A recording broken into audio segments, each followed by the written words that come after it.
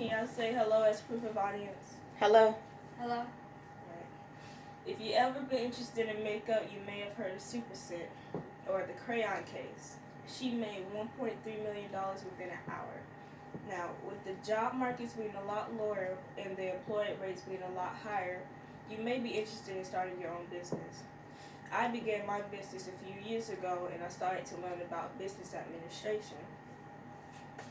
And I read upon an article by Kevin Kelly called 1000 Shoe Fans. And his article helps business owners understand the importance of developing a relationship with their customers in order to maintain consistent sales and live comfortably. So today we're going to talk a little bit about niche markets, building a relationship with your fans, and how that can help you live comfortably. So you might be wondering, what is a niche market? Well, if you think about it, a niche market is, if you think about a larger, like a large product, think about shoes. Well, what type of shoes? You may think about heels, sandals, and all those kinds of things. But the niche market would be like that one thing, heels. So let's go with heels, or maybe tennis shoes. Tennis shoes would probably be a lot easier. And for example, let's do a brand that focuses on a niche market, like Nike. Nike, when you think of Nike, you won't think about heels. You won't think about sandals, flip-flops. You'll think about tennis shoes because that's what they're mainly known for. And maybe later on their workout clothes. But the main thing is tennis shoes.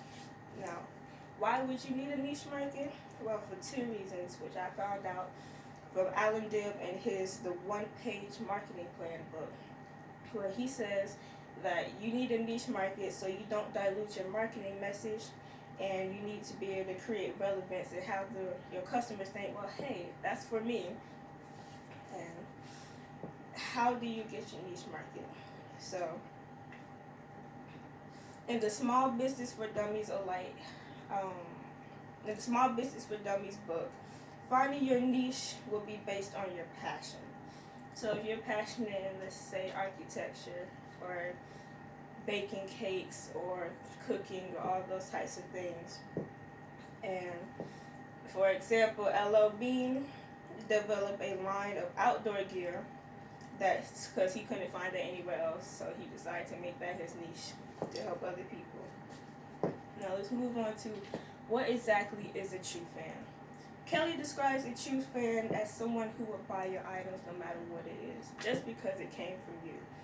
Now, an example of this, how it works, basically think about, say you have 1,000 true fans, and each of your fans buy something that's worth $100.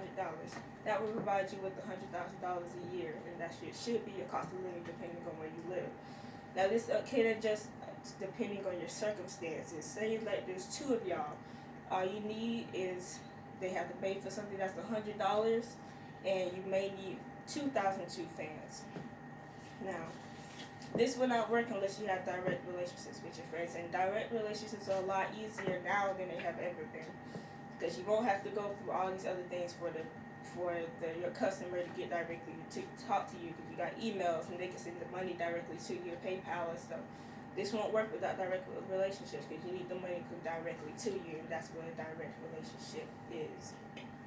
Now, with a direct relationship, it's a lot better, and you will learn to appreciate your fans a lot more, and they will like that from you and become more loyal. Now, living comfortably would be a lot easier now than after learning about the true fans. Now, if you follow this plan, you will not make a fortune. It's not meant to make a fortune. It's just to make you be able to live a lot more comfortable instead of trying to follow the path of stardom or needing millions of people. And it takes work to maintain these fans, and but you'll maintain your sanity instead of trying to please everybody, because you can't please the whole world, but you can probably please 1,000 people. Now, if you follow this plan, you will have a lot higher chance of achieving your goals, because 1,000 fans is not that many. You have a 1 in a million chance of doing so.